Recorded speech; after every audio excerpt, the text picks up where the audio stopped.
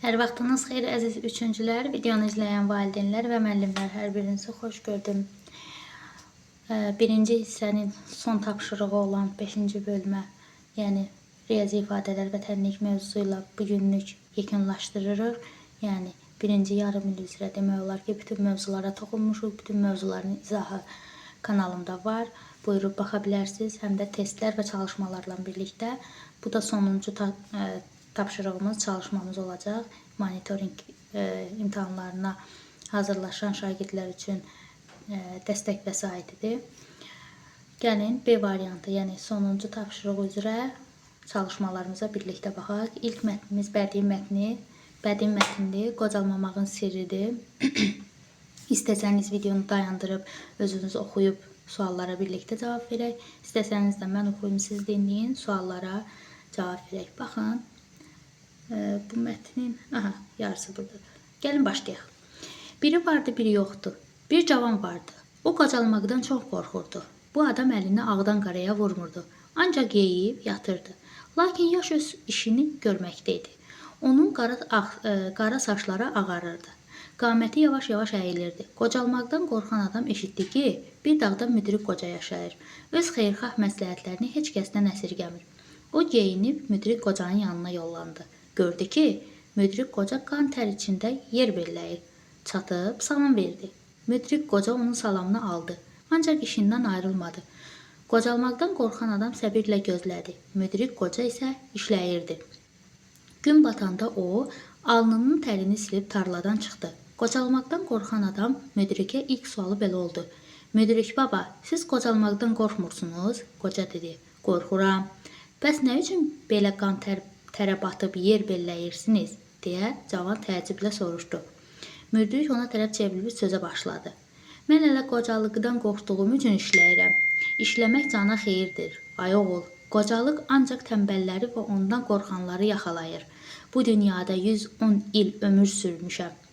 Əkmişəm, biçmişəm, xəstəlik nə olduğunu bilməmişəm. Əgər sən də həmişə gənc ruhda və sağlam qalmaq istəyirsənsə, işləməli, zəhmət çəkməlisən. Baxaq ilk suala.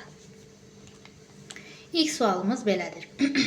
Aşağıdakı atalar sözlərindən biri mətnin ideyasına uyğundur. Baxaq. Uyğun olan istəyir bizdən. Deməli, 100 sənəti pis bilməkdənsə, bir sənəti yaxşı bilmək vacibdir. Dəxilsizdir. İş insanın cövhəridir.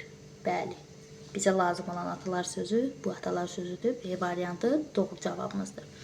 2-də bizə deyir, mətnə əsasən qoca adam nə üçün qan tər içində tarlada çalışırdı? Baxın uşaqlar, ona görə ki, qocalıqdan qorxduğu üçün. Cavabımız olacaq C variantı.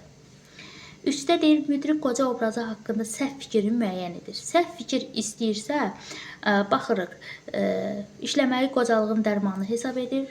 Səhv fikir istəyirsə, bu düzdür. Qocalmamaq üçün tarlada çalışır, düzdür. Ağıllı və dünya görmüş şəxsdir, düzdür. Amma tənbəldir, tənbəl deyil, çox qoçaq idi. 4-də deyir, mətndə altından xətt çəkilmiş sözün yaxın mənalı qarşılığını müəyyən edin.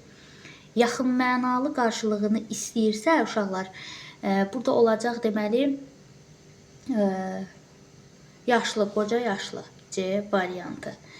Baxırıq digərlərinə. 5-də bizə deyir ki, 5-də bizə cavan adam müdrikin yanına getdikdə hansı mənzərə ilə qarşılaşdı? Qoca tarlada yer belirləyirdi. Elə A variantı düzgün cavabımızdır. 6-da isə bizə deyir ki, mətndə hansı epizoda rast gəlinmir? Müdrik qocanın tarlada çalışması rast gəlinir.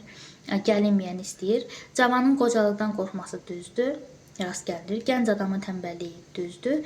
Cavanın zəhmətkeşliyi, cavan zəhmətkeş deyildi. Əlini ağdan qaraya vurmurdu. Cavabımız olacaq D variantı. Baxırıq, torpağın həkimləri, informativ mətnlər. Torpaqda boy atan bitkilər həm də onun həkimləridir. Qumsal qamışlarının kökü dərinə işləyərək qum axınının qarşısını alır. Ağacların yarpaqları, otların gövdələri çürüyərək yerə tökülür. Gübrə kimi torpağı qüvvətləndirir və məhsuldarlığını artırır. Bir çox bitkilər hətta torpağı zərərli tullantılardan təmizləyir. Meşələr nəfəs aldığımız havanın təmizlənməsində böyük rol oynayır. Çünki meşələrdəki ağaclar havaya küllü miqdarda su buxarı və oksigen buraxır. Onlar həmçinin karbon qazını udaraq zərərli qaz toplantısının qarşısını alırlar. Bitkilər suyu atmosferə qaytarır. Köklər suyu torpaqdan alaraq gövdə və saplaqlar vasitəsilə yarpaqlara ötürürlər. Saplaq və yarpaqlardan buxarlanan su yenidən atmosferə qayıdır. Yosunların isə çirkli suyu təmizləmək qabiliyyəti vardır. Yosunlar çirkləndirici maddələri və bakteriyaları udaraq suyu təbii yolla təmizləyir. Hər il meşələrdə yerə saysız hesabsız miqdarda yarpaqlar tökülür. Bəs onlar hara gedir? Məsələ burasındadır ki, tökülən yarpaqlar kimlərinsə yemidir və bu prosesi keçdikdən sonra onlar çürüyərək torpağa qayıdırlar. Göbələklər, bakteriyalar, qurdlar, həşəratlar, ilbizlər, qırxayaqlar və başqaları tökülmüş yarpaqlarla qidalanır. Bu informativ mətndir. İndi görək sualları nə formadadır. Mətndəki fərqləndirilmiş sözün əks mənalı qarşılığı hansı bəddədir? Fərqləndirilmiş söz hansıdır? Zərərli. Zərərli də bilirik ki, əks mənalısını soruşursa, ziyanlı deyil, faydasızdır, yaxşı deyil, xeyirli. Bəli, əks mənalı qarşılığı xeyirli olmuş olacaq. Mətnə əsasən yarım başlıqların düzgün ardıcılığı hansı bəddə verilmişdir?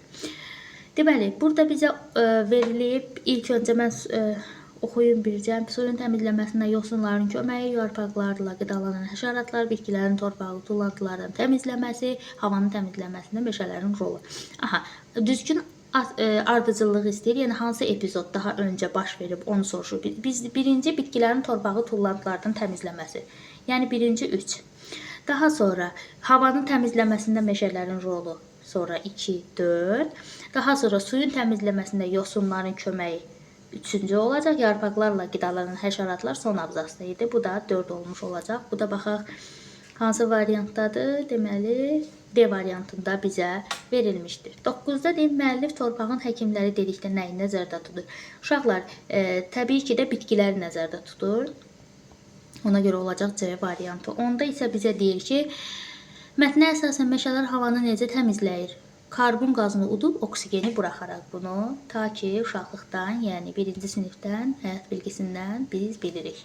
11-də isə bizə deyir, mətnə əsasən səhv məlumat hansıdır? Səhv məlumatı istəyirsə, çürümüş yarpaq və ot gövdələri torpağı qüvvətləndirir, düzdür.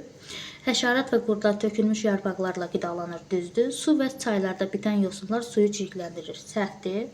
Səhv məlumatdır. Qumsal qamışların kökü qum axınının qarşısını alır. Bu da düzdür. Səhv məlumat istədiyinə görə cavabımız olacaq C variantı.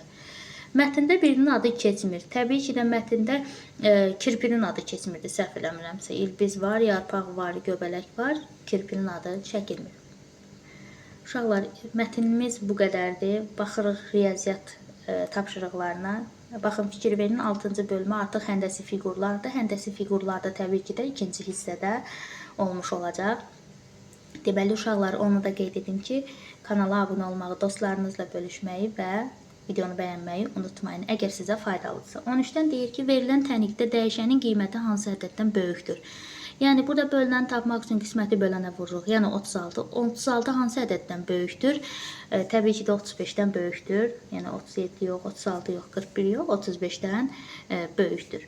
14-də deyir ki, 27 çıxılsın 6 vurulsun 3 ifadəsinin qiymətini 6 dəfə artırsaq neçə alınır? Yaxşı, gəlin hesablayaq. 6 dəfə 3 eləyir 18. Düzdürmü?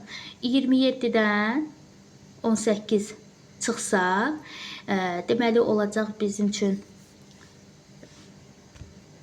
9.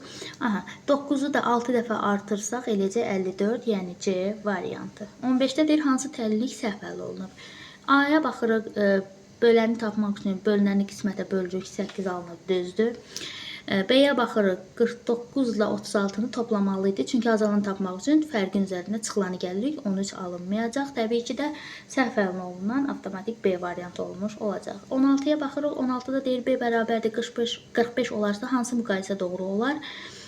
Uşaqlar, bura baxırıq, B 45-dirsə, 25-i 5-ə bölsək eləyəcək, deməli 5, 30 üstə 5, 35, 35 45-dən böyük deyil, səhvdir. Daha sonra 32-ni 8-ə bölsək 4, 22 üstə gəl 4 eləyər 26, 26 da 45-dən böyük deyil, deməli B-də səhvdir. 6 dəfə 4, deməli 24. 24-də 8-ə bölsək 3 eləmiş olacaq. 3 də 45-dən böyük deyil. Cavabımız olacaq D variantı. 17-də deyir A 5-dir, B də 7-dir. Qiyməti tapaq sadəcə. 6 dəfə 5, deməli 30. 3 dəfə 7 eləyər 21. Bu da eləyəcək 19. Deməli 19 eləmiş. Daha doğrusu 9 eləmiş olacaq. Niyə 19? 9 eləmiş olacaq. Cavab A variantı. 18-də isə bizə deyir ki, verilən məsələyə uyğun tənlik hansıdır? Ən böyük 3 rəqəmli cütədədir. Ən böyük 3 rəqəmli cütədə uşaqlar 998-dir. Rəqəmlərin müxtəlif şərti yoxdursa. Cütədəddən bir ədəd çıxıb, hansı ədədi çıxıb bilinmir. Fərqdə 618 almışam. Bərabərdir 618. Bu da bizə A variantında verib. Sadəcə şərti istəyir. Şərti də, daha doğrusu tənlikdə qurduq məsələyə uyğun. 19-da deyir, ifadənin nəticəsi neçəyə bərabərdir? İlk öncə uşaqlar burada çıxırıq, daha sonra bölürük, daha sonra isə toplayırıq. Elə belə ardıcıl şəkildə gedəcək. Həll edib misalın cavabını şərh bölməsində yaza bilərsiniz. 19-cu sualın cavabını. 20-də deyir ki, hansı tənliyin həlli 25-ə bərabər deyil? 25-ə bərabər deyil deyirsə, deməli, baxırıq burada, elə A 25-ə bərabər deyil, çünki 75-dən 25 çıxanda eləyəcək 50. Ona görə A variantı bizim cavabımızdır. 21-də isə 72 ilə hansı ədədin fərqi? 72 ilə hansı ədəd deyirsə, bilmirik hansı ədəddir. 39-a bərabərdir.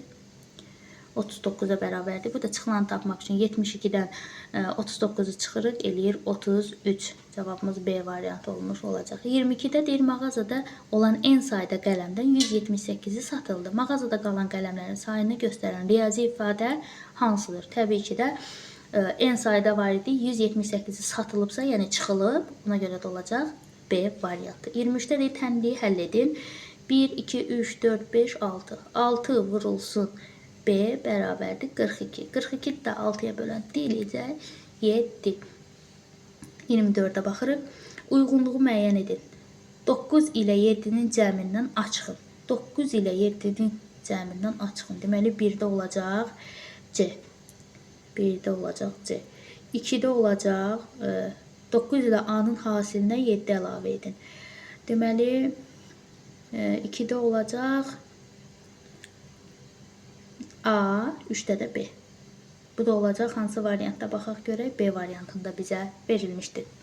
Uşaqlar, deməli, birinci hissə ilə də yekunlaşdırdıq. Həm Azərbaycan dilindən yekunlaşdırmışdıq. İndi də riyaziyyat və oxuyub anlama ilə yekunlaşdırdıq. Ümidvaram ki, ikinci hissə, ikinci yarım il hər birinizə uğurlu olacaq və dərslərdən yaxşı qiymətlər alarsınız. Kanala abunə olmağı unutmayın. Bugünlük bu qədər. Hələlik.